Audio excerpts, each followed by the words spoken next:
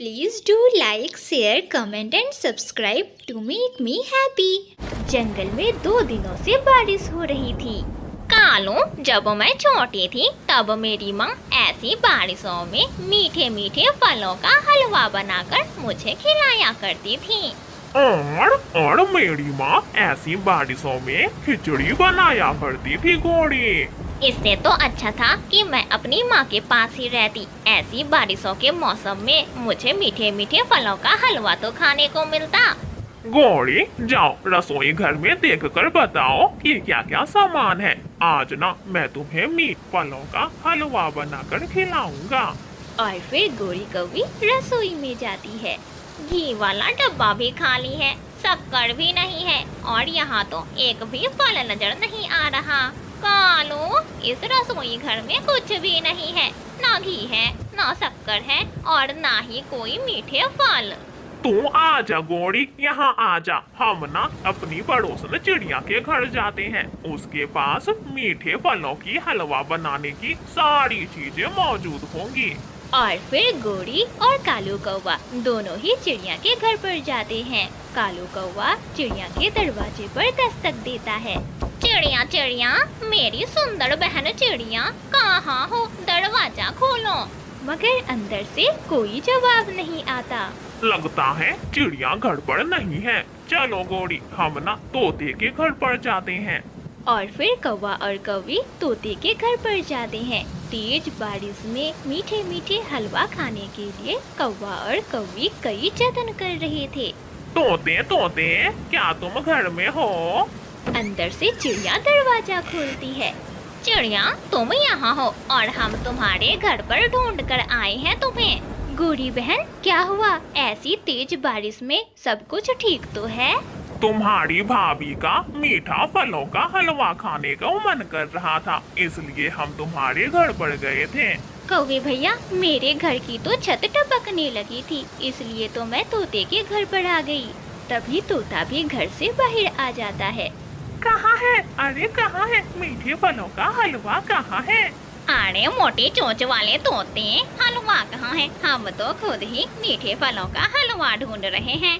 गोरी बहन, चलो हम सब ना घने जंगल के अंदर जाते हैं। वहाँ ना हमें मीठे मीठे फल मिल जाएंगे और फिर हम सब मिलकर मीठे मीठे फलों का हलवा बनाकर खाएंगे। और फिर वे सभी घने जंगल की ओर चले जाते हैं। तेज तूफान और बारिश में गोरी कौवी तो उड़ ही नहीं पा रही थी। इतनी तेज तूफान थी कि हवा में गोरी कौवी दूसरी तरफ उड़ जाती है। घोड़ी, मेरी प्यारी घोड़ी, घोड़ी नहीं है चिड़िया। चिड़िया, घोड़ी कहाँ चली गई? हमें ना गोरी बहन की खोज करनी होगी। गोरी ना तेज हवा में उड़ गई होगी। और फिर वे सभी गोरी कौवी की खोज में निकल जाते हैं। गोरी कौवी तो उड़ी जा रही थी, जिस ओर हवा की दिशा थी उसी दिशा में बस उड़ी जा रही थी। उड़ते उड़ते वह बहुत दूर निकल जाती है और जाकर एक बड़े से पेड़ से टकराकर वहीं फंस जाती है। कौवे भैया, आप चिंता ना करें, जब बारिश रुकेगी तब गोरी कौवी खुद ही घर वापस आ जाएगी। चिड़िया, अगर पहले मालूम होता तो हम कभी भी मीठे फलों का हलवा बनाने के लिए घर से बाहर ना निकलते हैं। हमें ना एक बार पूर्व दिशा की ओर जाकर घोड़ी को ढूंढना चाहिए, क्योंकि हवा तो पूर्व दिशा की ओर ही बह रही है। शायद घोड़ी कभी भी इसी दिशा में उड़कर उधर ही चली गई होगी। तभी वहाँ एक बुलबुल उड़ती हुई आती है। एक कौवी ना हवा में उड़ती हुई वो सामने की तरफ जा रही थी। आप ना उधर जाकर एक बार देख लें। और फिर वे सभी बुलबुल की बताए हुए दिशा की ओर उड़ते हैं। बारिश तो रुकने की वजह और तेज हो गई थी। वो देखो, वो रही घोड़ी, उस बड़े पेड़ में वह फंसी हुई है। चिड़िया और तोता जल्दी से वहाँ जाकर घोड़ी को बाहर निकालते हैं। मैं बच गई। कालू, मैं बच गई। घोड़ी, तुम ही ने जिद की थी ऐसी तेज बारिश में मीठे फलों की हलवा खाने की। जी तो तुम्हारा भी कर रहा था, वरना मेरे कहने पर तो तुम कभी यहाँ नहीं आते। चले, अभी हमें फल लेने भी जाना है। अभी वे उड़े ही थे कि तभी वहाँ उनका पुराना दोस्त कबूतर भी आ जाता है। आप सब यहाँ, और वो भी इतनी तेज बारिश में। कबूतर भैया, हम तो घने जंगल में मीठे फल लेने जा रहे हैं। कालू और गोरी कौवी का मीठा हलवा खाने को दिल कर रहा था। वो सामने ही मेरा घर है। जब तक यह तेज बारिश हो रही है तब तक आप सभी मेरे घर में रुक जाए, और जैसे ही बारिश रुक जाएगी फिर आप सभी चले जाना। कबूतर उन सबको अपने घर लेकर जाता है। कबूतर कबूतर, घर में क्या बन रहा है? खुशबू तो बहुत अच्छी आ रही है। पीछे से कबूतर की पत्नी रसोई से बाहर आती है। मैं अपने पति के दोस्तों के लिए मीठे मीठे फलों का हलवा बना कर लाई हूँ। क्या आप सभी को मीठे फलों का हलवा खाना पसंद है? ये सुनकर सब हैरान हो जाते हैं। लूसी, मीठा हलवा खाने के लिए ही तो इतनी तेज बारिश में हम सभी मारे मारे फिर रहे थे। और फिर कबूतर की पत्नी उन सभी को मीठे मीठे हलवा खाने को देती है। वे सभी मजे मजे से गर्मा गर्म मीठा मीठा हलवा खाने लगते हैं कि तभी खिड़की पर बुलबुल भी आ जाती है। मीठा फलों का हलवा मुझे भी मिलेगा क्या? ये सुनकर वे सभी जोर जोर से हंसने लग जाते हैं और फिर बुलबुल को भी मीठा हलवा खाने को मिल जाता है। प्यारे दोस्तों, अगर आपको यह कहानी अच्छी लगी तो इस कहानी को लाइक करना बिल्कुल ना भूलना। जंगल के सभी पक्षी नदी किनारे बैठे ठंडी ठंडी हवा का आनंद ले रहे थे कि तभी मौसम की जानकारी देने वाला पक्षी वहाँ आता है। सुनो सुनो सुनो, सुंदरपुर के सभी पक्षियों ध्यान से सुनो। आने वाले सप्ताह में आपके जंगल में मूसलाधार बारिश होने वाली है। मौसम की जानकारी देने वाला पक्षी मौसम का हाल बताकर वहाँ से चला जाता है। हमने तो मजबूत घर भी नहीं बनाए, ना जाने कैसी होंगी ये बारिशें। हमारे छोटे छोटे बच्चे कहीं बारिश के मौसम में बीमार ना हो जाएं। हरियाली बहन, कह तो तुम ठीक ही रही हो, हमें कुछ न कुछ तो करना ही होगा।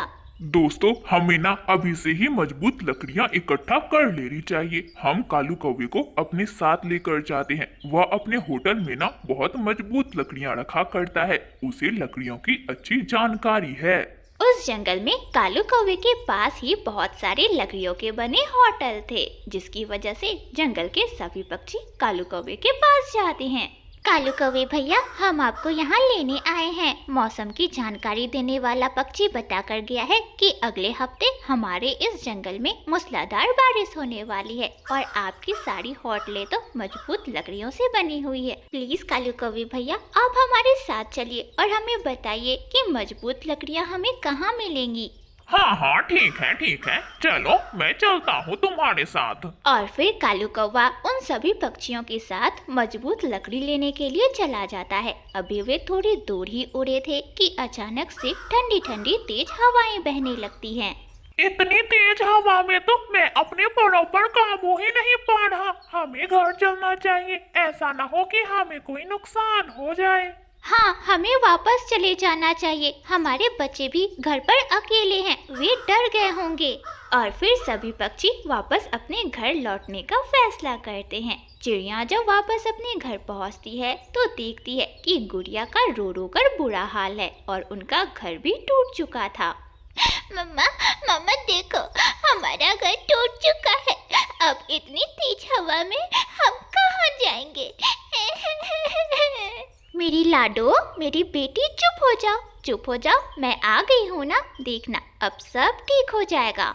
और फिर रानू चिड़िया अपनी बेटी को अपने साथ लेकर कालू कौवे के होटल पर जाती है। कालू भाई, कालू कौवा तो अपने होटल के अंदर घोड़े बेचकर सोया हुआ था। कालू भाई, दरवाजा खोले भाई, दरवाजा खोले। फिर कालू कौवा दरवाजा खोलता है। रानो तुम, अरे आओ, जल्दी घर के अंदर आ जाओ। और फिर रानो चिड़िया अपनी बेटी को अपने साथ लेकर अंदर चली जाती है। रानो, इतनी तेज हवा में तुम यहाँ, सब कुछ ठीक तो है ना? कालू भैया, इस तूफान ने मेरा घर तोड़ दिया, इसलिए मैं आपके पास होटल का एक कमरा लेने आई हूँ। हाँ रानो, मेरे होटल के तो सारे कमरे ही खाली पड़े हैं। तुम्हें जो अच्छा लगे वो तुम ले लो। ऐसा क्यों है? आपके होटल के सारे कमरे भला क्यों खाली पड़े हैं? पता नहीं चिड़िया, क्या बात है?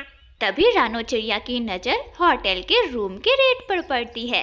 कालू भैया, आपने तो अपने होटल के कमरे के किराए की रेट बहुत अधिक रखी हुई है। इसी वजह से लगता है पक्षी आपके होटल में नहीं आते हैं। आप ना कमरों के रेट को थोड़ा कम कर दो। रेट कम कर दोगे ना तो जंगल के सभी पक्षी आपके होटल में ठहरने जरूर आएंगे और आपको मुनाफा भी होगा। हाँ चिड़िया, बात तो तुम्हारी ठीक है, मैं ना ऐसा ही करता हूँ। और फिर कालू कौवा ऐसा ही करता है। वह अपने होटल के कमरे के किराए की रेट को कम कर देता है, जिसकी वजह से अब जंगल के सभी पक्षी उसके होटल के रूम में ठहरने आया करते थे। धीरे धीरे जंगल में रात भी हो जाती है और रात होने के साथ साथ जंगल में बारिश भी शुरू हो जाती है। उसी रात दूसरे जंगल से 2 चोर उल्लू भाई वहाँ आते हैं। बड़े भाई, ये क्या, सारे घर तो खाली पड़े हैं, हमारा काम तो और भी आसान हो गया।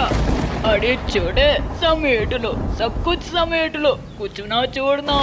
और फिर दोनों चोर उल्लू भाई सभी पक्षियों के घरों की कीमती चीजों को चुराकर वहाँ से भाग जाते हैं। अगली सुबह जब सभी पक्षी अपने घरों को देखने आते हैं तो वे हैरान हो जाते हैं। अरे ये क्या, हम तो लुट गए, बर्बाद हो गए, चोर हमारा सब कुछ चोरी करके ले गया। वे सभी पक्षी मिलकर रानी चील के पास जाते हैं। सिपाहियों, जाओ और जंगल का चप्पा चप्पा छान मारो। दूसरी तरफ जब दोनों चोर उल्लू चोरी करके वापस अपने घर जाते हैं तो उनके घर तो टूट चुके थे। बड़े भाई, ये क्या, हमारा घर तो टूट चुका है, हमें जल्द से जल्द किसी सुरक्षित जगह पर जाना होगा, वरना रानी चील हमें छोड़ेंगी नहीं। छोटे, मैं एक होटल जानता हूँ, क्यों न हम वहाँ चले जाएं। और फिर वे दोनों चोर उल्लू भाई कालू कौवे के होटल पर चले जाते हैं। कालू कौवा दरवाजा खोल देता है। ओए काले कौवे, एक बात मेरी ध्यान से सुनो, चुपचाप हमें घर के अंदर आने दो। हम एक रात यहाँ ठहरेंगे और वापस दूसरे ही दिन चले जाएंगे। जल्दी जल्दी करो, गेट खोलो। कालू कौवा तो उन्हें पहचान लेता है कि वे दोनों चोर उल्लू हैं। हाँ हाँ उल्लू जी, आप लोग जब तक चाहें तब तक मेरे होटल में रह सकते हैं। और फिर दोनों चोर उल्लू भाई जैसे ही रूम के अंदर जाते हैं, कालू कौवा बाहर से दरवाजा बंद कर देता है और जंगल के सभी पक्षियों को और रानी चील को भी बुला लेता है। और फिर रानी चील उन दोनों चोर उल्लू भाइयों को सजा देती है और कालू कौवे की प्रशंसा भी करती है। शाबाश कौवे, तुमने तो बहुत बड़ा काम किया है, तुम्हें इसके लिए बहुत बड़ा इनाम भी मिलेगा। रानी चील, हमने कोई चोरी नहीं की। जंगल के सभी पक्षी अपने अपनी चीजों को पहचान लेते हैं और रानी चील उन दोनों चोर उल्लू भाइयों को जेल की सजा देती है और कालू कौवे को उसका इनाम भी। प्यारे दोस्तों, अगर आपको यह कहानी अच्छी लगी तो इस कहानी को लाइक करना बिल्कुल ना भूलना। आपका धन्यवाद।